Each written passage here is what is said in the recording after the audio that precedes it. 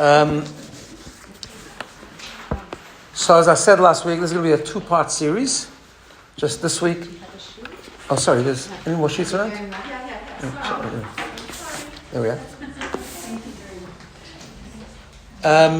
There's a two-part series this week and next week, and then we're going to break for everyone to get ready for Pesach and to experience Pesach. And I'll send out the dates of the new term in a few weeks. Okay, so I wanted to focus on Pesach and the lessons we learned from Pesach, and the way I want to do it this time is the following. First of all, the preparation for any festival is really important. In Judaism, some of you might have watched my little video on that this week, but in Judaism we know there's an amazing emphasis on preparation. Right? There's this concept that we need to prepare for everything. The reason for that is because when you prepare for something, then you have a relationship with that thing. In other words, if a festival just comes, we just experience it, we just observe it at some level and it comes and goes, then we never really connected with it, right? We just did it. So there's a difference between doing something and connecting to something. And in Judaism, the thinking is that the way you connect with something is to prepare for it. So you prepare, the more you think about it before, the more you talk about it, the more you learn about it, the more we connect to it, and when it comes around, we're experiencing it at a deeper level. I think that's true with everything, but it's particularly true with Pesach. Pesach, we have a Seder. We experience the Seder. It's a beautiful yontif. I know it's hard, but it's a beautiful yontif anyways. And but there's so much depth to it. And it's interesting, I was just talking to someone before I came here. I met up with someone and we were talking about this idea. And he says, he does a Seder every year. First night, second night. I said, but how much you know about the Seder? He says, not much. I said, well, that's it. I said, we should learn, right? We should try and understand what the depth is. So, what I want to do for this series, this week and next week, I titled the series 3 Steps to Personal Freedom, because I want to take something that's in the Haggadah that has the 3 ideas, which I'll get to in a moment, and in the context of that the Seder that we do on Pesach is really supposed to be a personal experience, right? So, the idea of Yetziat Mitzrayim, we've talked about this many times, going out of Egypt. First of all, as we always say in Judaism, we don't celebrate history, we re-experience history. So it's the idea of re-experiencing that energy, that connection, that idea every single year. So when we say we commemorate the Exodus from Egypt, that means we commemorate when historically the Exodus of Egypt actually happens. But really, spiritually speaking and emotionally speaking, psychologically speaking, the personal Exodus from Egypt happens every year. Because we all have our own personal Egypt. As the Kabbalah teaches, we all have our own personal Mitzrayim. And what's interesting is that we know the Jews were in Egypt, called Mitzrayim in Hebrew. And the king of Mitzrayim, of course, was Paro, right? And what is that? So what is that exile, spiritually speaking? What is that prison, so to speak, right? So the word Mitzrayim, we've talked about this before, the word Mitzrayim comes from the word Meitzar, means constriction, limitations, border, like a prison, where something's very narrow. In fact, right? A lot of you would know the song Kol Ha'olam Kula Gesher Tsar Me'od. Right? So the word Tsar is the same word as Mitzrayim. In fact, it has the word Tsar in it, right? Because Tsar means narrow. It's very narrow. You can't move. You don't grow. So where does that come from? So we have this concept, which I think we discussed many years ago, but we have this concept in Judaism and in Hasidic philosophy particularly, that we have this idea of the narrowness of the throat. I don't know if you remember this, but the narrowness of the throat goes like this. We know that we are made up of different layers. So we have the layer of cognition, we think, right? We understand, we're able to make decisions based on our thinking. Then we feel, emotion, which is in the heart, and then we behave. So basically the human consciousness is made up of these 3 parts where we intellectualize things, we feel things emotionally, and then we behave accordingly, hopefully, right? The problem is as follows. The problem is that there's often cognitive dissonance. We might understand something and yet not apply it or not even feel it at all, right? Why? Because the way it's supposed to work, especially spiritually speaking, the way it's supposed to work, when I say spiritually speaking, because what I mean is particularly when it comes to the godly soul, right? The animal soul, the animal impulsive person feel a lot of things. We have natural impulses, natural instincts, natural emotional reactions, which are animalistic and impulsive sometimes. But when we talk about the godly part of us, the way it's supposed to work is we're supposed to learn about things, understand them, whether it's understanding the importance of a healthy relationship, whether it's understanding the importance of not getting angry or not having resentment, whether it's the importance of putting up a mezuzah, or it's the importance of a mitzvah or Pesach, whatever the case is. We learn about things, we understand them. What's then supposed to happen is we're supposed to develop a certain passion for those things that we understand, right? Because we know that intellect can give birth to emotion. That's what it says in the Hasidic philosophy and in Kabbalah, that the Chokhmah and BINA, which is the two parts of understanding, are like the mother and the father. When you think about something enough and you connect to it enough, you start to feel for it. You develop a connection to it. You develop a passion to it, right? And then when you get enthusiastic or passionate or emotional about something, then you're more keen and motivated and driven to then put it into action, right? That's the way it's supposed to work. The problem, however, is that we often get stuck. And this is the symbolism, the imagery of the narrow throat. What does that mean? Because we know that intellect is in the head. And the difference between intellect and emotion is very big, right? Because by definition, by description, they are two very different things. As we always say, the power of the mind is its greatest weakness. Why? When you think about something, if you go to a lecture and you think about something, right? Even if you think about the importance of something which is not your natural disposition, you have no problem intellectualizing it, right? You could, if you want to, you can make a commitment today to sit and to learn about the importance of something you don't do, something that doesn't speak to you, something that you don't, that is against your normal habit, your normal behavior. But it's no problem to listen to a lecture on it. Why? Because the power of the mind is to be objective, and the power of the mind is to bring in something and invite into your consciousness something that is not you. That's the power of the mind, right? That's why we know the mind is the human unique gift that we have to make a decision. To make a decision that might even be hard for us. So, if you put it in a very sort of simple terms, if there's something that's unhealthy to eat and you really want to eat it, that's what you feel like doing, it won't be a problem if someone explains to you why it's unhealthy. And you listen. Does that mean you're not going to eat that piece of cake? Not necessarily. Why? Right? Because you understand. You could probably even give the lecture yourself, right? So why doesn't it mean? Why? Because the way it works like this. In order to really decide you're not going to eat that cake, I'm using a very simple analogy, okay? But that's what it extends to everything. But you have to feel passionate about it. You have to really be committed to it. You have to have a conviction that that's the right thing to do. Which means you have to have some level of emotion, some feeling for it, some commitment to it, some passion for it, right? The problem is that passion, emotion, conviction, all these things are completely different to intellect. Intellect is cold, objective. It's not you. There's certain detachment. Transitioning to emotion means you've got to be passionate about it, right? That transition often doesn't happen. And the way Kabbalah puts it is that it starts off in the mind, and in the mind you fully understand it, you get the lecture, you can repeat it yourself, and then it's got to travel down to your heart and often get stuck on the way. Right? That's the imagery of the narrowness of the throat, because emotion is in the heart, intellect is in the brain, and in the way it gets stuck. Right? It gets stuck. And because it gets stuck, we might understand lots of things, but we don't grow, we don't progress, because we haven't brought it down, it hasn't penetrated the pathway, it hasn't gone down and transitioned to conviction or to commitment, to passion, and therefore wasn't applied. That's the Kabbalistic cognitive dissonance formula, right? And that's Mitzrayim. That's what it means to be stuck in Mitzrayim. In fact, Kabbalah teaches us an amazing thing. Who was the king of Mitzrayim? Paro, right? By the way, it wasn't one individual. All kings of Mitzrayim were called Paro.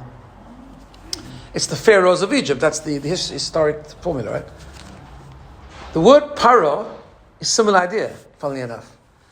The word Paro has the same letters as Oref. Oref means the back of the neck. Right? Same part of the body.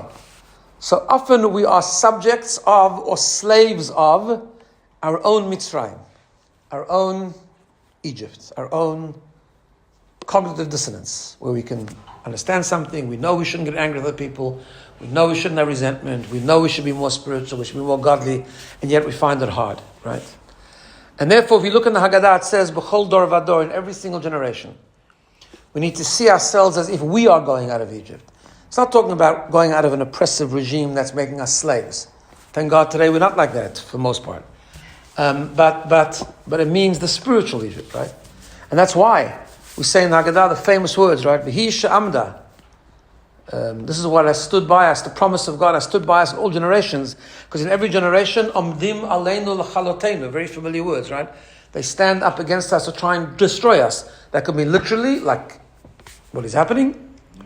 Won't go far, thank God, but it is there, the will is there. But it doesn't only mean that. Because Jews have said this in great times. Jews have said this when they had golden ages of living very freely under other governments and so on and so forth. And they still said this paragraph, that all b'chol dor vador, in every generation, they stand and threaten our existence, because it doesn't only mean physically. It means spiritually also. It means our spiritual growth, our progress, our going out of our personal Egypt. That's what it means, right? And therefore there's those forces that try to stop us doing that in every generation. But with the help of God, we can be saved and we can go out of Egypt. We can progress, we can go out of our comfort zone, we can experience growth. And there's no better time to do that than in the time of Pesach, which has the energy of growth. That's what Mitzrayim is. In fact, there's different types of growth, right? One of the ideas about Pesach is its name. Why is it called Pesach? Sorry? Passover, yeah. What does it mean, Passover? That God skipped over the houses, right? He jumped over the houses. But it's not just that he skipped over the houses. King Solomon, in the famous Song of Songs, talks about, he describes the imagery of the relationship between God and the Jewish people, and he talks about God coming to Egypt to save us, and he says, "Medaleg al harim," God was running, so to speak, jumping over the mountains, skipping over the hills. So there's this imagery of jumping when it comes to Pesach. Even today, we don't have the Paschal Lamb, which we're going to talk about in a few minutes, but we have this idea that the whole festival is called Pesach, right? Because God's this jumping idea. What's the idea of jumping? So we talk about growth, right? When people grow in their character, in their spirituality, in their godliness, whatever the case is. When they grow, they can grow two ways. Sometimes people grow, but they grow in a way that's analogous to walking. So you keep walking, you keep progressing. But when you walk, you put one foot forward, but your other foot is still where you were. So you haven't completely detached, right? It's good, it's incremental growth, it's fine, but it's not a paradigm shift, it's not a complete shift, right? Pesach is the idea of not walking, the idea of jumping. What's the idea of jumping? When you jump, both your feet leave the ground, right? When you jump to something, you jump with both your feet. That's how people jump or skip, right? So both feet are lifted off the ground. It's a complete letting go of where you were and embracing something completely new. And that's why Pesach is the time. Every day we have this idea of Yetziat Mitzrayim, of going out of Egypt, but Pesach is specifically that time where we talk about this idea of it's time for a shift. It's time to go out of our own personal Egypt. And the important thing before we get to the three components that I want to talk about, the important thing is this, that B'chol dor vador, what's B'chol dor vador mean? Every generation. And in fact, it's every year, or every day, right? Because Mitzrayim, the idea of Egypt, is a relative concept. Everyone's Mitzrayim is relative, it's their Mitzrayim, right? In other words, and not only every different person, but every person themselves, the Mitzrayim shifts, right? Going out of Mitzrayim means leaving our prison, going out of our comfort zone, right? But then when we go out of our comfort zone and we take a step forward and start to connect to something meaningful and purposeful, after a while we get used to that. And that becomes our norm. And after a while it becomes our Mitzrayim, because now we're resisting going beyond that. Because growth is continuous, right? And that's why every year we have a new Mitzrayim and we have a new exodus from Mitzrayim.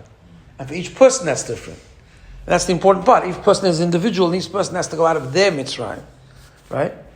Using the same tools, but Not everyone can go to the same place at once. Not everyone can do everything at once. Not everyone can embrace everything at once. But we have to, our existence on this earth is to continuously grow. And there's no better yontif that represents the idea of growth than Pesach. And where do we tap into the holiness or the energy of growth? The Seder. Seder is a very holy experience. It's supposed to be, every part of it has meaning and purpose, and there's so much to talk about the Seder. In fact, I'll tell you an interesting fun fact. The Haggadah, right, the Haggadah of Pesach, has many, many books. There's many commentaries on it. It's apparently the most commentated on early work. In other words, it's got, if you look, I have a library, I have like a bit of a hobby. I collect different Haggadot every year, and we haven't bought my new one this year, but I will, probably. But I must have, 50, 60 books on the Haggadah, right? Each with different commentaries, different perspectives, different ideas. After a while, some of them double up a bit, but amazing, right? And there's so many. It's apparently the book, an early Jewish work, like the Talmud has commentaries, everything. But this is an early Jewish work that has the most commentaries on it, right? Because it really is the basis of who we are. The Seder, the experience of Pesach. Interesting statistic, the Seder is apparently the most observed Jewish ritual that there is. Right? Interesting enough. Even people who don't know how to do it or don't do it right, whatever, it doesn't matter, but they everyone connects somehow to the Seder. Much more than Rosh Hashanah and Yom Kippur, apparently. Bless you. Right? So it's worth exploring and worth preparing. It's really an amazing experience. By the way, just a commercial in the middle. I mentioned this last week. You might have seen it on the WhatsApps. I started yesterday a WhatsApp group. I'm going to post 10 videos, each one an insight on the Seder.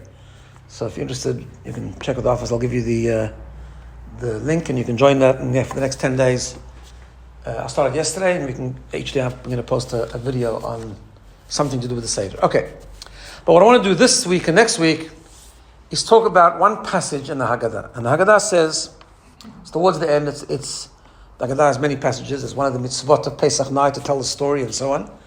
But towards the end, there's a paragraph which says Rabbi Gamliel, one of the Talmudic sages, said that if you really want to fulfill your commitment for the night, you need to discuss three things. Anyone knows what they are? No? Pesach, Matzah, and Maror. That's what it says. You've got to talk about three concepts. Pesach, Matzah, and Maror. Now, Pesach, when he says Pesach, what he's referring to is something we don't do today because we don't have a temple. It's the Paschal Lamb, right? So, just to give you a bit of historic history, right? The historic context. When the Jews left Egypt, they had the very, very first Seder in history, even before they'd left. So one of the commandments of God was Moses to instruct the Jewish people that on Pesach night, they left on the 15th of Nisan, right? Which is next Saturday night, right? Not this coming Shabbat, the next. No, I'm not talking about 2 weeks. 2 weeks from the Saturday night, right? 2 weeks or 3? No, 2 weeks. It will be. It's 3 weeks. It's 2 weeks and a bit. It's Thursday now. From this Saturday night, 3 weeks. 2 weeks. Yeah. It's creeping up quickly. A very unique year, by the way. It's not often that Shabbat is Erev Pesach. Right? It's a bit complicated, but it's okay. It's doable. And just a fun fact, in the Jewish calendar, it's not going to happen for another 20 years. Really? Yeah. Not that. Yeah. Don't say that. You never know. Okay, so 2 weeks. So that's the night of the 15th of the month of Nisan. But the Jews left the next morning, right? But nevertheless, God instructed that the night before, they should take a lamb, the afternoon before. They should take a lamb, they should bring it as a sacrifice. That was when they took some of the blood from that lamb and put it on the doorposts. And that will be a sign of the Jewish home. And that night they should gather, in preparation for God bringing the final plague of the firstborn, they should gather. And when they gather, they should eat some of that roasted lamb and matzah and maror. Right? So they had a sort of a Seder already the night before they left. Those are the 3 mitzvot.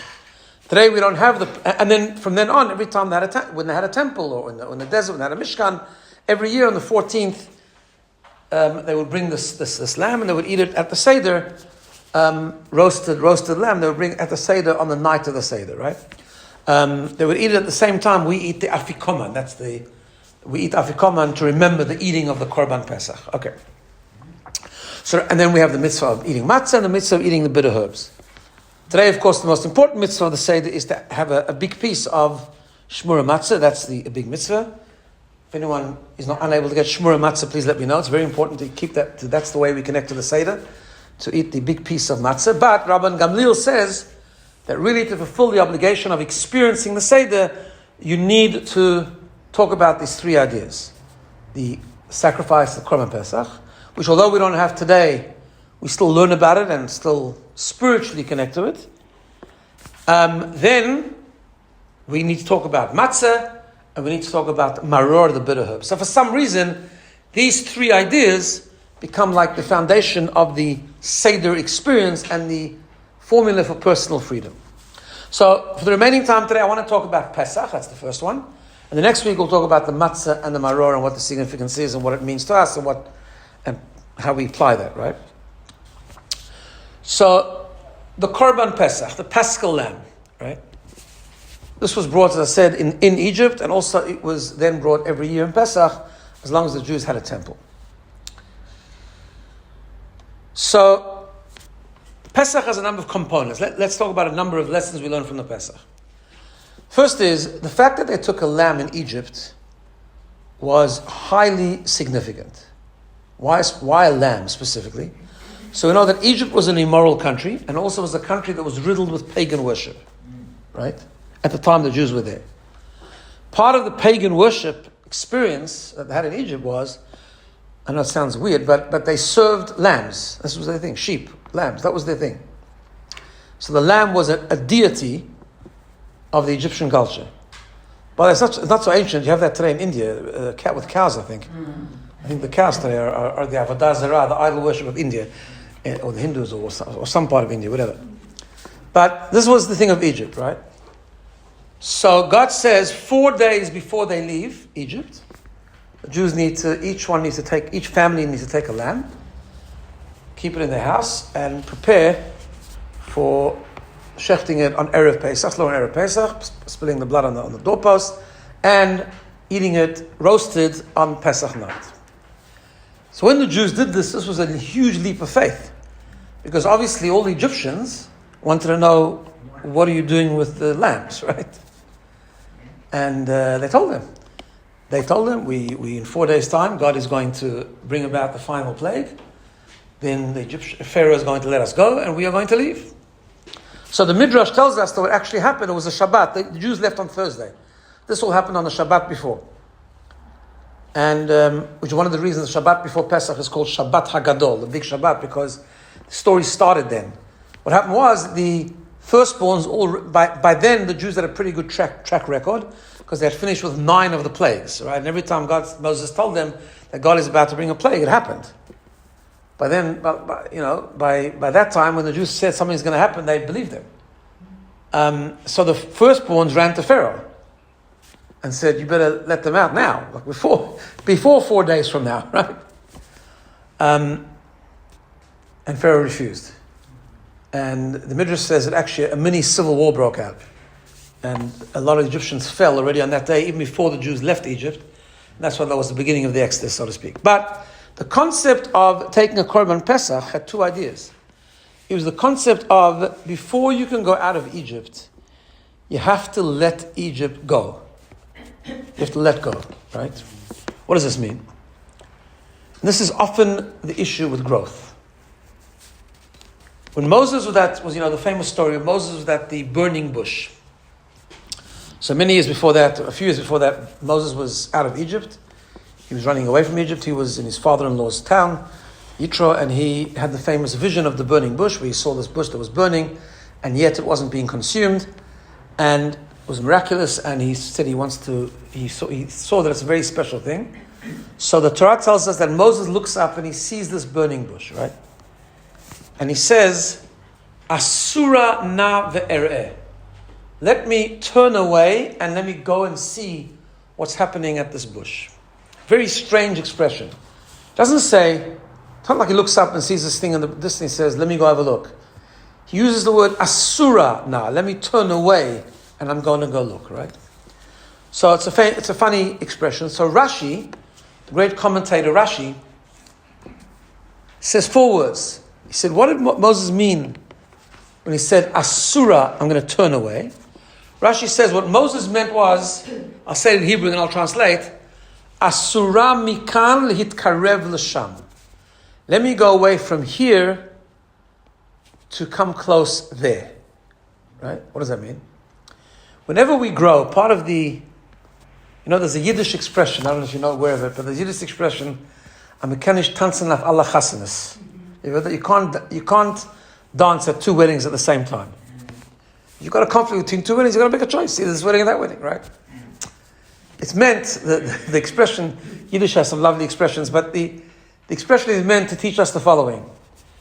There are certain things, certain values that we take on, certain things of growth that we experience. And yet sometimes we want to experience them, but we want to stay where we are. It's like having your cake and eat it kind of thing, right? That's sort of that expression.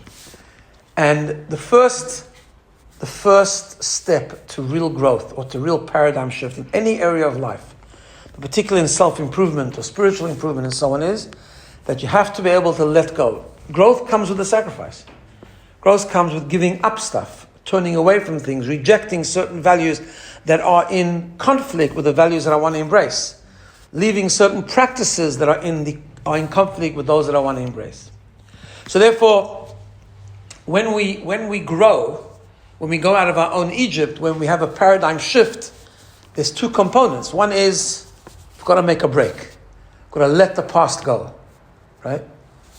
You can't work on your anger if you still want to be angry with someone for the next 5 years, right? You've got to let go. You've got to let go of the anger and then embrace a better way of living. But there's a lot of letting go that needs to take place. And by the way, in the process, in the journey of growth, letting go is probably the hardest thing to do, right? The hardest thing to do, because we always remain stuck with the things we want to hang on to. It almost feels good, like feels comfortable, right? Even the Jews, a lot of them didn't want to leave Egypt. Can you imagine that? Like sometimes, right? And there's a very good lesson in that. Almost they resisted it. In fact, 4/5 of the Jewish nation didn't leave because they didn't want to go. Right? Yeah, it's a interesting fact, right? Did they actually stay or did they all have to go? No, they actually 4/5 remained in Egypt and died during the plague of darkness. Yeah, because they didn't want to go out. It's another discussion about that, but right? Although we are taught that once, this was all pre-Mount Sinai, pre-giving of the Torah. It says when Mashiach will come, there's a famous expression, no Jew will be left behind, right? We're all going out of this exile. But then it was different. Because they didn't want to go. Why didn't they want to go? Because that's what they knew. What is it what they knew? They were slaves, they were oppressed, but they want to go out. Because the unknown is very hard. But it sounds bizarre, but the truth is we do it ourselves as well, in a spiritual way, in an emotional way. Often people will tell you how bad things are and they want to change, but they can't because they can't let go of what they know. Because what they know is safe, even though it's bad and it's a bad habit, it doesn't even feel good. But there's a comfort in remaining where you are, right?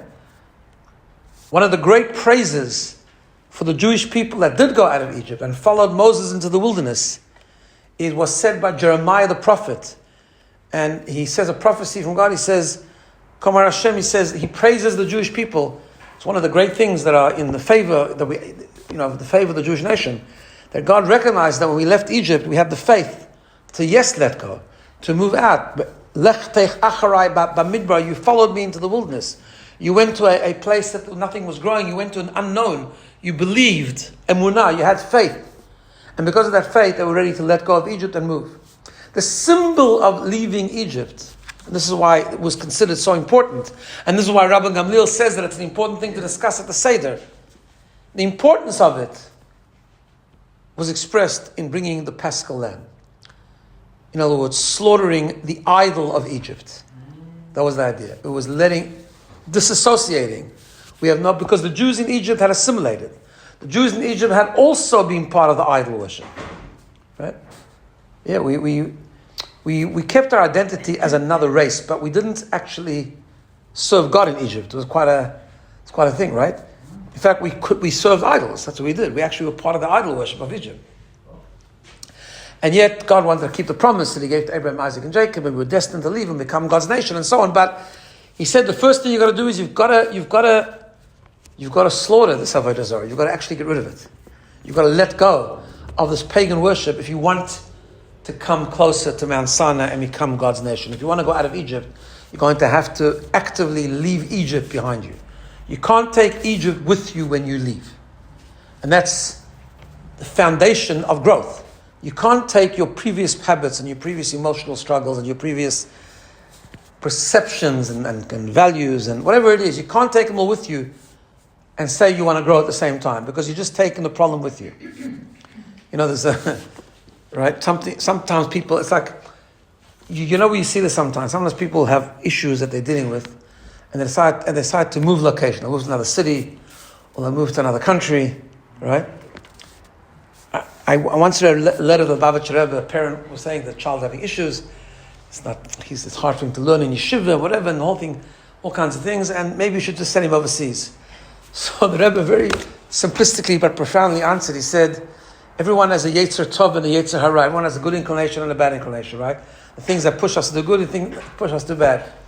He says, what do you think when your child goes to another country to learn, the Yetzer Hara is not coming with? Right? Everything's coming with him. They call it in English geographical therapy. And most times it doesn't work. Right?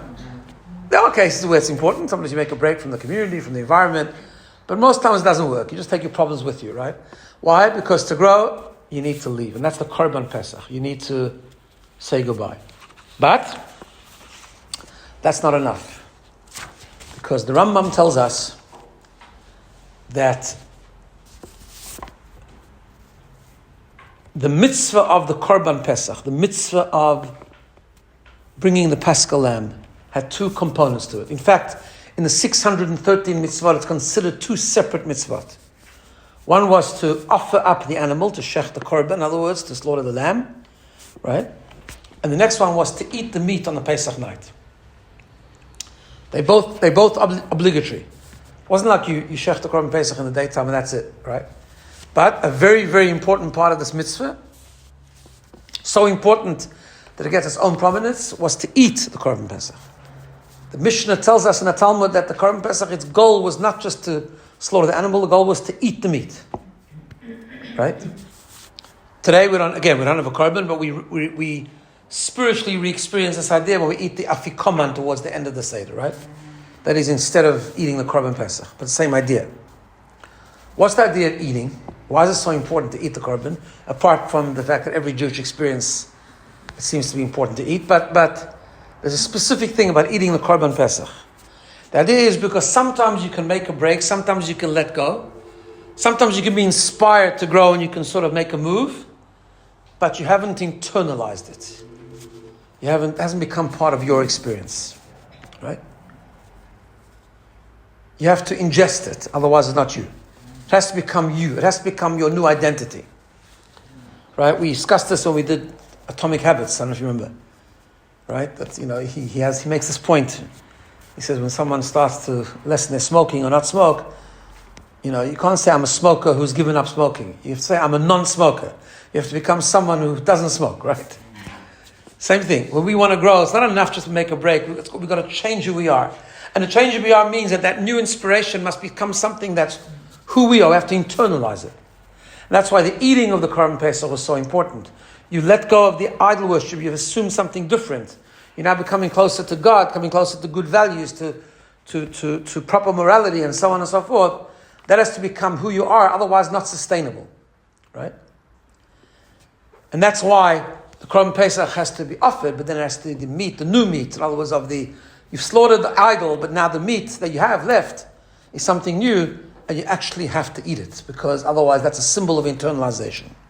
Where do we have the concept of internalization, spiritually speaking, in Jewish practice? This is the concept, the famous author of the Tanya explains this at length, and he says that's the idea of Jewish knowledge. Right? In Jewish experience, we have two components. We have Torah and mitzvot. We have learning, understanding, and then we have observance.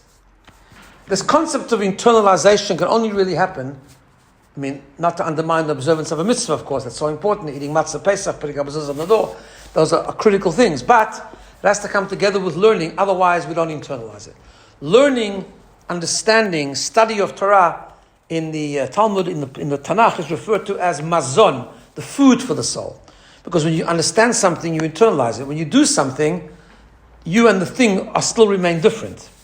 Right? You do a mitzvah, you give charity, you put up mezuzah, critically important, but you and the mezuzah haven't become one. Right? Even if you do kindness to someone else, you and the kindness haven't become one. It's only when you learn about it, understand it, and the concepts become who you are, that's how you internalize it. Going back to this concept, we talked about the narrowness of the throat, right? How do we overcome that? What's the idea? So one of the ideas is we have, in the journey of intellect, we have the three components: Chokhmah, BINA, and Dat. We've talked about this many times, right? Chokhmah, BINA, Dat. Chokhmah is when you conceive a new idea. BINA is when you understand the idea. So what's Dat? Right? Because very often this is the problem. The reason why the idea doesn't make it to the heart and gets stuck in the throat is because we're missing the third component. The third component is Da'at. Da'at can literally loosely be translated as knowledge. But actually Da'at has more than that. Da'at in biblical Hebrew actually means to connect. In fact, early on in the Chumash and the Torah, the word Da'at was used to describe intimacy. When the Torah tells us that Adam and Eve were created, right? And it says they lived together and they had children. It says, Va'adam yada et ishto. Adam knew his wife, meaning he was intimate with his wife. And we have that for many generations, right? Not why? Because that means to connect. When we learn an idea, we must make sure that we understand it properly, but more than that, we have to connect to it. We have to learn it again, reflect upon it, connect to it, understand its application, really learn and understand it well, ingest it well. That's the true idea of eating, of understanding, internalizing. And then it starts to filter through into the heart as well and make a difference in how we feel. So that's the Korban Pesach. Korban Pesach means, number one, we've got to let go of previous stuff. We've got to let go, become something different, right? Paradigm shift means to let go. We've got to experience the idea of letting go. Bad habit, bad perspectives, bad thinking, toxic emotions, spiritual problems, whatever they might be. If you want to grow, there's a letting go process that has to take place. And that's the slaughtering of the Korban Pesach. But then, there can't just be a momentary phase. It's got to be something that we hang on to and something that we learn about and internalize. And that's the second part of the Korban Pesach, the idea of eating it, right? Okay, I want to go through two more things about the Korban Pesach, which is also, again, very, very important to the process of our personal freedom and our personal redemption journey. So, I'll just give you a quick crash course here on some of the laws of sacrifices. So in the temple, there were many sacrifices that were brought, right? Sacrifice is a complicated topic, it's not for now, but that's the fact. There was part of the Torah is offering sacrifices. But there were two types of sacrifices. There was something called the Korban Tzibur, a communal sacrifice, right? And then there was something called Korban Yachid, a individual sacrifice. So Korban Tzibur, for example, every day in the temple they would bring a morning sacrifice, which now we pray instead, like the morning prayer, right?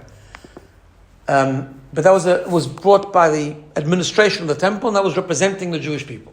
So it was a communal sacrifice. On Shabbat there was an extra one called Musaf, which was a communal one, and so on. Right? That was communal sacrifices. Then there were people who would donate. Once in a while a person would either be obligated to bring a personal korban, like they would a sin offering to atone for something, or a donation just to become closer to God. So they wanted to engage in bringing a personal sacrifice. So that was a sacrifice brought by the individual. Each one of them has halachic features. Okay. So a korban tzibur, for example, a communal sacrifice, has set times. So either it's daily, or it's on Shabbat, or it's on the Chagim. Communal sacrifices have set times. Individual sacrifices don't have a set time. It's when it happens. Either when you're obligated to do it, or like a woman after giving birth will bring a sacrifice. In many, many instances where a person will bring a personal sacrifice, but it only took place when it took place. It wasn't you couldn't predict when it was going to happen. It happens only on a certain time. The other feature that's very different is communal sacrifices are funded by the community, right? It's a communal sacrifice. So it's paid for by the communal funds. Whereas a korban yachid, an individual sacrifice, obviously had to be funded by the individual, and it was the individual thing to do, right? When it comes to the Korban Pesach, which is really the first sacrifice that the Jews brought in Egypt even, we find it's like a hybrid. It's not really an individual sacrifice, it's not really a communal sacrifice. Why? Because everyone was obligated to bring it on the same day. It's predictable, which is a feature of a communal sacrifice, right? And yet, every family bought individually and funded it individually. So it had features of individual sacrifice and features of a communal sacrifice, right? Why is that so significant after I've given you that legalistic approach to the sacrifices? This is very, very fundamental. Because when we know Pesach is when we became a nation, right? This is a really important thing. One of the prophets, Ezekiel, describes the exodus from Egypt as the birthday of the Jewish people, which was a process. We were born when we came out of Egypt, and we fully became God's nation on Shavuot at Mount Sinai 7 weeks later. But what does it mean we were born? I mean, we were around since Abraham, right? We were 12 tribes in Egypt. We were a whole nation in Egypt. So what does a nation mean, right? A nation means something very important. A nation means not that it's a bunch of individuals that happen to belong to one family or one ancestry or one ethnic group. That's not a nation. In Judaism, a nation means that they fundamentally become and intrinsically become one unit, right? So this idea that all the Jewish people became a nation, which means they became intrinsically bound with each other, connected to each other, so much so they became like one unit, that idea of oneness, that happened with going out of Egypt, right? So we became one. That oneness became when we left Egypt. However, the Torah teaches us the following. As you become a nation, God says to us, right? Which means you become my people, you become a unit, a oneness. It is at the same time very important not to forget the role of the individual. And that's what Judaism emphasizes in many, many different ways. Every person is an individual, every person is different, and yet we're all part of one. Together, right? This was played out, again, 7 weeks later when God gave us the Torah on Mount Sinai. He gave us the 10 Commandments, and the 10 Commandments has a very interesting thing to it. It was said to the entire Jewish nation that were present, not only the Jewish nation, but we are told that even the future souls stood at Har Sinai, right? And what did God say? He spoke to us, but He spoke to us in the first person singular. He said, Anochi Hashem Elokecha, I am God, your God. But in Hebrew, we conjugate words into singular and plural, right? In English, you means the same thing. I'm talking to one person, I'm talking to 100 people, I can still say you, right? But in Hebrew, it doesn't work like that. If God was talking to so many millions of people, it should have said, Ani Hashem Elokechem. I'm God, your God, collectively, right? But He didn't. He said, Anochi Hashem Elokecha, as if He was talking to one person.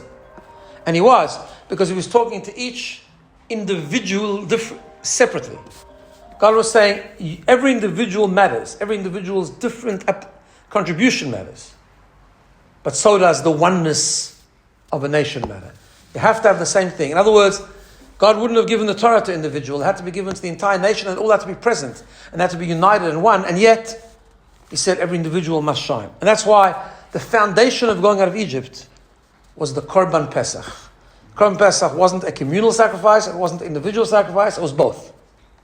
Why? Because both have to come together. I've often mentioned this idea, but I'll tell you where this reflects in such a beautiful way. The laws of writing a mezuzah or tefillin or a Torah scroll, right? So we know that every letter has to be written beautifully, and there's all kinds of laws, right? Now, for a Torah scroll to be kosher, for example, there's over 300,000 letters in a Torah scroll, and they all have to be there. Why? Because a kosher Torah scroll means it's a oneness made up of many, many different letters, and every letter has to be there. So really it's a community, it's a connectedness, it's a oneness. It's like a nation. We are all like a letter in a Sefer Torah. We're all part of the whole. Right? A letter on its own is invalid. It needs to be with all the other letters together. It's like a nation of letters. Yet, there's a very, very beautiful law when it comes to writing a Torah or tefillin or mezuzah. Although all the letters have to be there because they all become part of a oneness, but every letter must be written alone. It cannot be connected at all to the other letter.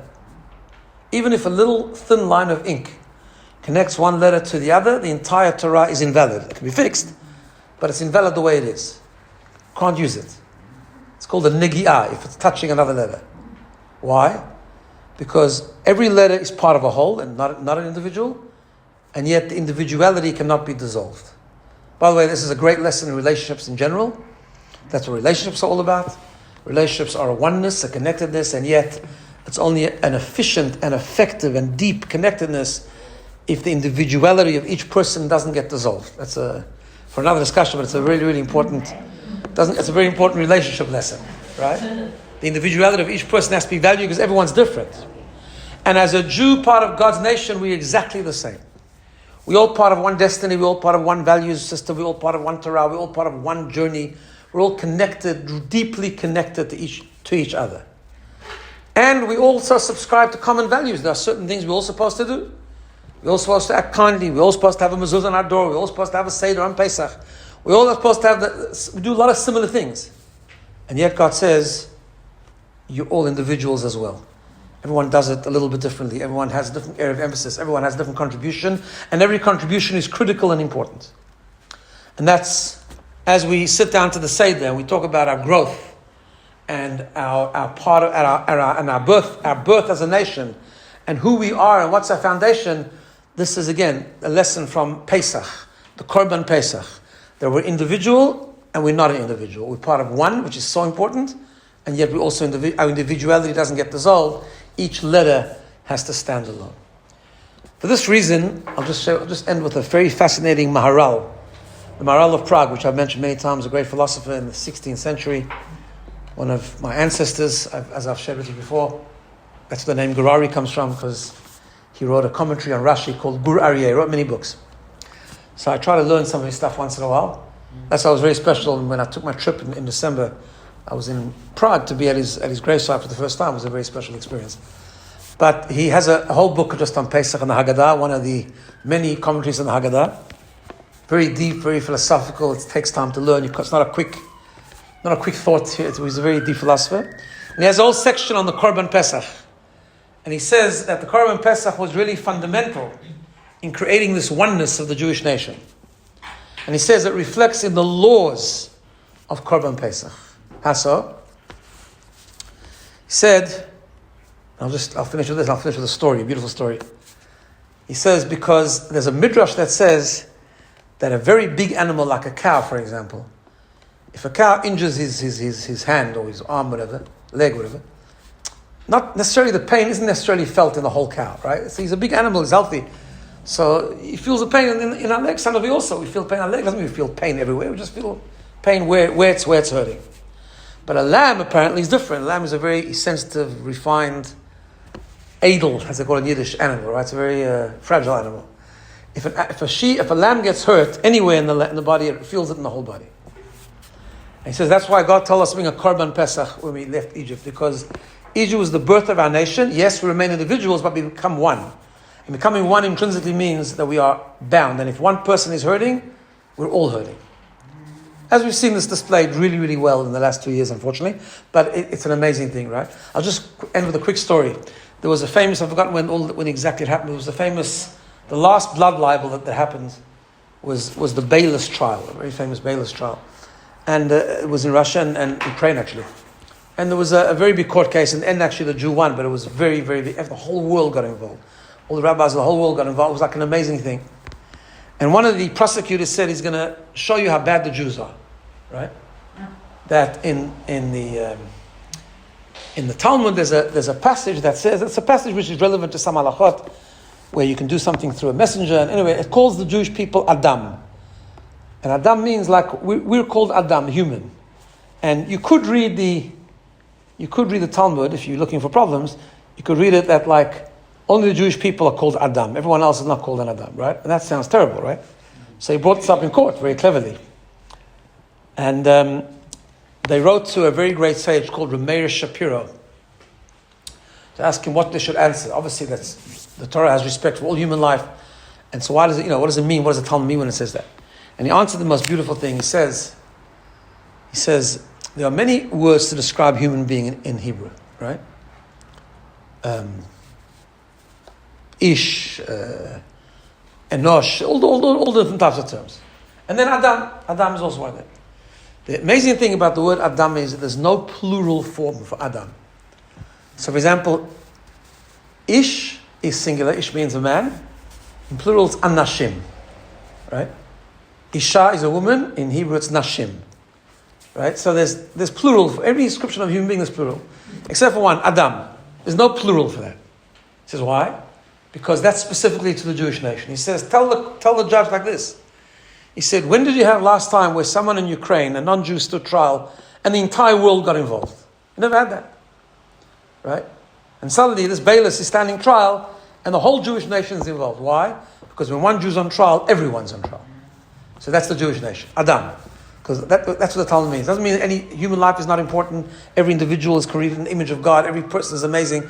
And so on and so forth. But this quality of being an intrinsically one nation, that's the concept of Adam. That's why it says the Maharal, says many things about this, but just one idea. That's why it says that the Korban Pesach had to be a lamb. Because God was creating this oneness in the Jewish people. And yet at the same time, it's an individual sacrifice, because we have to understand the worth. Because one of the risks of becoming oneness is that we start relying on everyone else. We say, well, I don't matter then. I'll just leave it to someone else. He'll do it for me. No. You're still an individual, and your contribution is still really important. So that's why one of the three things of Pesach is the Pesach of the Seder, is the Pesach, letting go, internalizing, and understanding this idea of oneness and individuality working together. Next week, please God, we'll talk about the other two, Matzah and Maror. Have a wonderful day.